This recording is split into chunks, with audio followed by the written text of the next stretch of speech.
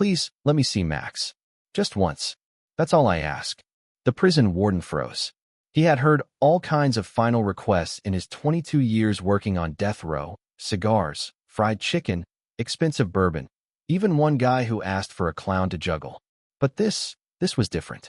James Carter wasn't asking for a meal or a show. He wasn't yelling, crying, or begging for his life. He just stood there behind the bars of his cell, staring down at the floor with his shoulders slumped, a quiet ache in his voice. He wanted to see his dog, Max, a golden retriever with one floppy ear and eyes that could melt steel. James had found him over a decade ago, half-starved behind a gas station dumpster. The pup was so weak he couldn't even bark. James, who at the time was homeless and living out of a beat-up car, gave him a piece of his only sandwich. From that day on, they were family. No matter where James went, Max followed. Rain, snow, hunger, it didn't matter. When James finally got a job as a mechanic and scraped together enough for a tiny apartment, Max had the first real bed he ever knew. Not a fancy one, just a worn-out pillow in the corner. But to them, it was a palace. Then it all came crashing down. One night, James walked into a convenience store to grab some milk. Sirens, screams, flashing lights. Before he knew it, he was face down on the ground, being read his rights. A store clerk had been shot during a robbery that night. James matched the description. He kept saying it wasn't him. He had an alibi, but no one cared. The surveillance footage was grainy. Witnesses were shaky. But James was poor, black, from a rough neighborhood. That was all the court needed. They gave him death. He hadn't seen Max since. At first, they told him Max was taken to a shelter. James had begged them to let someone he knew pick him up, but the system didn't care. To them, Max was evidence of James's unstable life. A stray dog. Just more proof that James wasn't someone society needed to protect. But Max wasn't just a dog. Max was his only family. Years passed. Lawyers came and went. Appeals failed. Letters went unanswered. James never cried in court. Never broke down when the sentence was read. But now, with just hours left before midnight, the time set for his execution, his voice cracked with something that sounded like a wound being torn open. I just want to say goodbye. The guard outside his cell, a gruff man named Benson who rarely showed emotion, looked up. He didn't say anything. He just stared. The other guards looked away, uncomfortable. No one knew how to respond. They were trained to deal with outbursts, fights, breakdowns, but this wasn't that. This was heartbreak. Pure, raw heartbreak. The warden cleared his throat. James, final visitations are over. You had your phone call yesterday. James nodded slowly. Yeah, I know. I'm not asking for a person. Just Max. I just want to see him. For 5 minutes. Even through a fence. James, the warden sighed. It doesn't work that way. The prison doesn't allow animals. It's against protocol. James nodded again. No anger. No yelling. Just the slow, painful acceptance of a man who's lost everything, and now, even a simple goodbye. The silence that followed was suffocating. The buzzing of the overhead fluorescent lights felt deafening. The ticking clock on the wall felt like a countdown to something more than death. It felt like the slow erasure of a man who had already lost his life the day he was arrested. Benson, the guard, cleared his throat and stepped forward. Max, he your dog? James looked up, finally meeting his eyes. Yeah, my best friend. You think he remembers you? James smiled for the first time in years. I don't think he ever forgot. And that's when something shifted. Not in the law, not in the paperwork, but in the hearts of the people watching. It's easy to carry out rules. Easy to say protocol. But it's harder to ignore a man who doesn't ask for mercy, only for the chance to say goodbye to someone who never judged him, never doubted him, never left him. The warden said nothing, just turned and walked out of the block. James went back to his cot and sat down, eyes on the cement wall. But something had started. A ripple. A quiet, unshakable ripple that would soon grow into something far more powerful than anyone expected. And it all started with 7 words. Please, let me see Max. Just once. Max hadn't forgotten. For a long time after James was taken away, the golden retriever sat by the front door of their tiny apartment, tail still, ears perked up, waiting. Sometimes he barked at passing footsteps. Other times, he just stared at the door, quiet, hopeful. But James never came back. When the landlord came to clear the place out, Max wouldn't leave willingly. He growled, barked, and even bit the moving crew. They had no choice but to call animal control. Max was dragged away, confused and terrified, to a local shelter. And that's where his long wait began. Shelter workers labeled him as non-social and grieving. He wouldn't eat his food unless someone sat beside him. He didn't play with the other dogs. Whenever the door to the kennel opened, Max leapt up, tail wagging, tongue out, only to slump back down again when it wasn't James. It became routine. He'd get up, hope, then fall. Days became weeks. Weeks turned into months. And still, Max waited. Volunteers came and went, but most didn't pay much attention to him. After all, there were younger dogs, cuter puppies, easier adoptions. Max had become part of the background. Until Lisa walked in. She was a college intern, majoring in veterinary science. Quiet, observant, and a bit of a misfit herself. She noticed Max right away. There was something in his eyes, something more than sadness. It was a kind of knowing, a kind of loyalty that hadn't wavered even after all that time. She sat with him after her shifts, read textbooks aloud to him, brushed his fur. Over time, Max started to trust her. His tail thumped when he saw her coming. One rainy afternoon, Lisa sat on the floor of his kennel, rubbing his neck. "I wonder who you're still waiting for," she whispered. So she started digging. Using the shelter intake records, she traced Max's microchip back to his original registration. The name on file? James Carter. A quick online search brought up the headlines. Local mechanic sentenced to death for convenience store murder. Carter to face execution after final appeal denied. Controversial case sparks debate. Lisa felt her stomach drop. Max hadn't just lost his owner. He had lost the only person who ever truly loved him. And James? He was sitting on death row, facing death without knowing if Max was even alive. She brought the case to her supervisor, an older woman named Karen. "He's been waiting for his owner for years," Lisa said, holding Max close. His fur was damp with rain and tears. "We have to do something." Karen sighed. "Sweetheart, we can't just walk a dog into a prison. There are laws, red tape, politics." But Lisa had already made up her mind. That night, she wrote a post and uploaded it with photos of Max, waiting by the door, resting his head on an old tennis ball James had left behind, staring through the kennel bars. She ended the post with just one sentence. "He never gave up on James. Shouldn't we give James one last moment with him?" She added a hashtag. Hashtag let James see Max. The internet exploded. People shared it, commented, tagged news outlets, tagged politicians. Celebrities started reposting it with messages like, "I'm crying. Let this man see his dog. This isn't about guilt or innocence. It's about love. This dog waited for years. Make it happen." Within 24 hours, Lisa's post had over 1 million likes. By the next morning, it hit national news. A major talk show invited Lisa to speak. Pet advocacy groups launched coordinated campaigns. Civil rights activists weighed in. Even a few prison reform groups took the chance to highlight flaws in the justice system. By the 48-hour mark, the petition Lisa had started had gathered over 2 million signatures. The state governor's office was overwhelmed with calls. Lisa, clutching a folder full of evidence and stories about Max and James, hand-delivered the petition to the Capitol. Her voice shook as she spoke to the press outside the gates. "He may not have years left, but he has love left. Let James say goodbye." The pressure worked. In a rare and unexpected move, the governor's office made an exception. The Department of Corrections announced that, under extraordinary emotional and public circumstances, the warden had been granted special permission to allow one final visit between James Carter and Max. The shelter staff cheered. The internet rejoiced. And Lisa? She knelt beside Max and hugged him tight.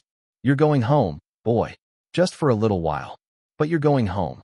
Max barked once. Not the confused, desperate bark of waiting, but a joyful, knowing one. He knew. The prison was dead quiet when Max was escorted in. It was just after 10 p.m. The fluorescent lights overhead flickered, buzzing faintly like insects trapped in a jar. The cell block, usually alive with shouts, murmurs, and the clanging of steel, was still, tense. Everyone knew what was happening. This was a first. A death row inmate was being granted a visit from a dog. 2 correctional officers led Max down the hall slowly, unsure what to expect.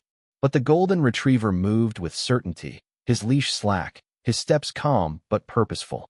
It was as if he knew exactly where he was going. Max's ears twitched. He stopped briefly in front of James's cell. Inside, James sat on his cot, staring at the cold cement wall like a man already halfway gone. He hadn't eaten dinner. He hadn't spoken since morning. His mind had detached, floating somewhere between peace and pain. The cell door creaked open. He didn't move. Then he heard it. Scratch, scratch, whine. That sound, so familiar, so soft, yet sharp enough to pierce through the thick fog of despair, made his head snap toward the door. Max, he whispered, eyes wide. And then, in the blink of a heartbeat, the golden retriever leapt inside. His tail wagged furiously, his entire body vibrating with joy. He barked once, sharp, happy, and bounded forward, closing the space between them in seconds. James dropped to his knees. The reunion was instant, powerful, and wordless. Man and dog collapsed into each other like puzzle pieces that had been lost but never forgotten. Max pushed his head against James's chest, tail thumping against the floor. James clutched him with trembling hands, sobbing freely, openly. Years of pain, silence, and loneliness shattered in one embrace. "You waited for me all this time?" James choked out. "I'm sorry, boy. I'm so sorry." Max licked his face, as if to say, "You have nothing to be sorry for." Even the hardest guards in the room looked away, eyes burning. One guard, a veteran of the prison for 30 years, clenched his jaw and wiped his cheek with the back of his hand. The warden, standing in the doorway, took off his glasses. His voice was low, hoarse. Let them have a moment. For 5 full minutes, no one moved. No one spoke. Just the soft sounds of a man and the dog who never stopped believing in him. But then, something changed. Max's body stiffened. His ears perked up, tail froze, and his gaze locked on one of the guards standing in the corner. A low, unfamiliar growl rose in his throat. James noticed it instantly. "Max." The dog pulled away, took a step forward, growling louder now. His nose flared. He sniffed the air, walked slowly toward the guard. The man shifted uncomfortably. "What's he doing?" one officer asked. Max circled the guard, sniffing again, his tail low, body tense. Then, barking. Loud, furious. Not the bark of joy. Not confusion. This was something else. Protective. Accusing. The guard flinched. The warden stepped in, eyebrows drawn. "What's going on?" Max lunged forward suddenly, though still on leash. His teeth bared. The barking echoed down the hallway. The guard paled. "Call him off." James stood, confused but watching. Max's reaction was unlike anything he'd seen before. And then, Lisa gasped. She had been sitting just outside the visitation room, allowed to witness the moment she'd fought so hard to make happen. But when Max began barking, her instincts kicked in. She stared at the man Max was focused on. Something about him, the shape of his shoulders, the nervous posture, the scar on his left arm, it clicked. Lisa reached into her bag and pulled out her phone. She opened the folder she had practically memorized, all the grainy footage from the convenience store robbery, the one that had put James behind bars. She zoomed in on one frame. Her eyes widened. She stepped forward, voice shaky. "Oh my God," she whispered. "He's in the footage." All eyes turned to her. Lisa held up the phone, showing the blurry frame to the room. It wasn't perfect, but the figure in the background matched the man Max was barking at, Officer Dale Harris, a corrections officer who had worked the night shift for years. The room fell into stunned silence. The warden narrowed his eyes. "Is this real?" Lisa nodded. "Look at the scar on the arm. Max recognizes him. He must have been there. That night." The accused guard took a step back, stammering. "This is crazy. That could be anyone." But Max's barking grew louder. More guards entered. Tension filled the air. James looked from Max to Lisa, then to the guard. For the first time in nearly a decade, something felt like it was shifting. The truth had found a voice. And it barked. Lisa's hands were shaking. She didn't care. She pulled out her phone anyway, frantically scrolling through the folder she had combed through 1,000 times. She knew every second of that grainy surveillance footage from the night of the robbery that changed James Carter's life forever. But now, it wasn't just blurry pixels on a screen. Now that man from the background, the figure the court dismissed as unidentifiable, was standing right in front of her. Officer Dale Harris. Max wouldn't stop barking. Low, furious growls tore from his chest as he lunged again and again toward Dale, leash straining in James's hand. His fur was bristling, body taut like a coiled spring. The warden took one look at Max and stepped forward. "What's going on here?" Lisa didn't hesitate. She held up her phone. "Look, this is the footage from the night of the murder. The one that put James in prison." The warden squinted. "That footage has been reviewed 100 times." "I know," Lisa said breathlessly. "But nobody looked closely enough. This man in the corner right here, he walks in 2 seconds before the robbery starts. And he walks out during the chaos. Watch." She tapped through the frames. "I didn't recognize him at first, but Max did. He's barking because he knows him. Look at the arm. The left arm." They all looked. There, in the footage, a scar. Thin, jagged, and unmistakable. Dale's face turned a ghostly pale. The warden looked at him sharply. "Is that you, Harris?" Dale didn't answer. Instead, he turned and ran. He bolted down the corridor like a man with everything to lose. The other guards hesitated for a second, then chased after him. "Stop! Stop right there!" The thud of heavy boots echoed through the prison hallway.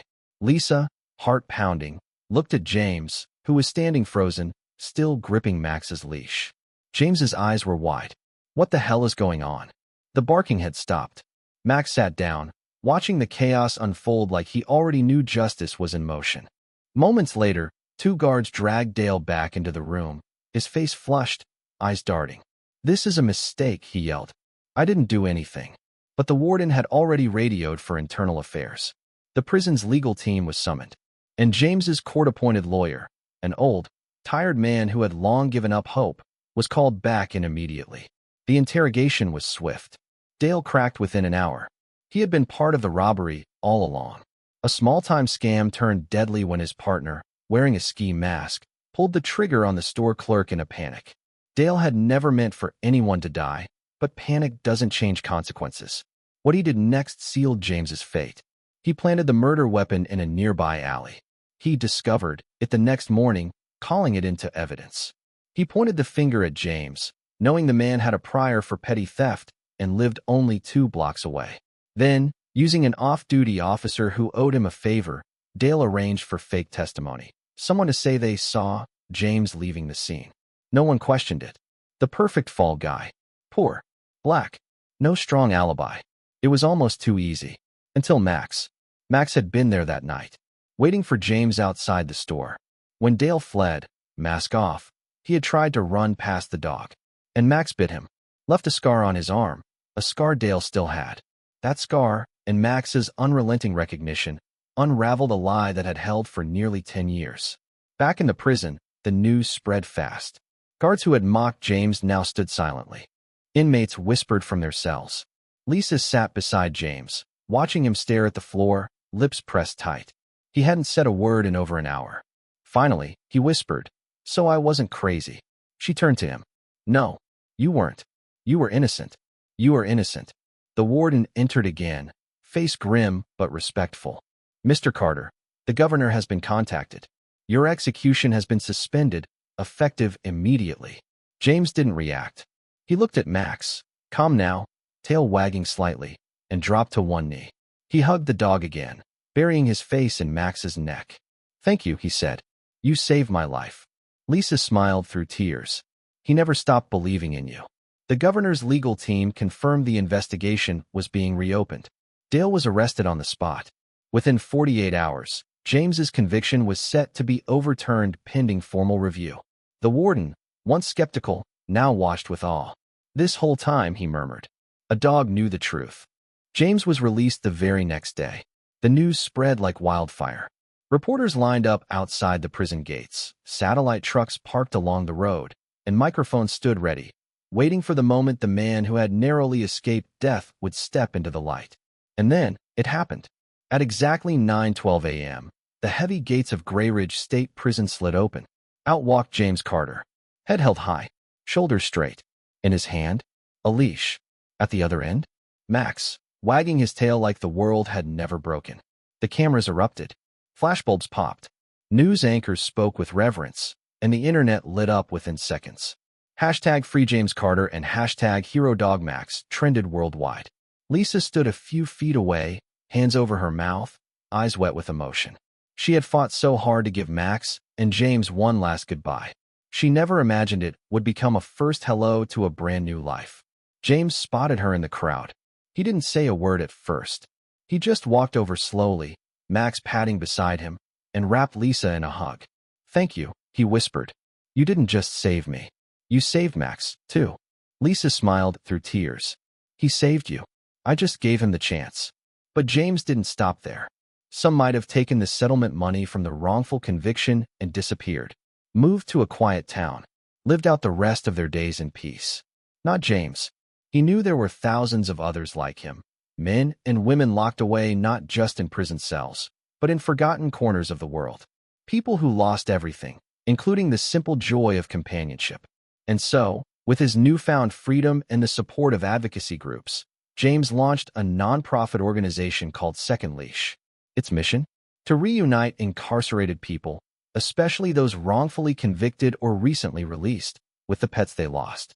And beyond that, to create programs where rescued animals and formerly incarcerated humans could heal together, side by side. Because James knew better than anyone. Sometimes, a second chance comes with 4 paws and a wagging tail.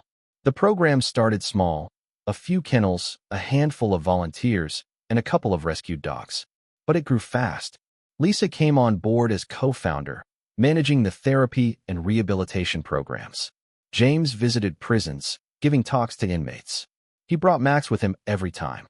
The dog, now a little grayer around the muzzle, a bit slower in step, still walked proudly, ears perked, tail wagging. Max became the face of the movement. One photograph went viral. James standing on a stage, Max at his feet, both wearing matching Second Leash vests. Behind them, a massive banner read, "Hope has 4 legs." That image alone raised over $2 million in donations.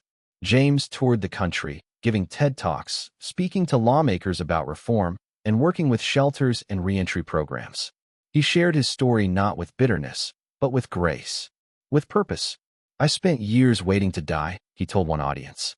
"But the only thing that kept me alive was the memory of Max. I didn't know if I'd ever see him again, but I believed he was waiting. And I was right." He paused, voice cracking. "Max never gave up on me, so I never gave up on hope." That line would be quoted across the world, printed on t-shirts, painted on murals, engraved on plaques at shelters and halfway houses. Second Leash expanded into over 30 states within 3 years. It helped thousands of people rebuild their lives and gave forgotten animals loving homes.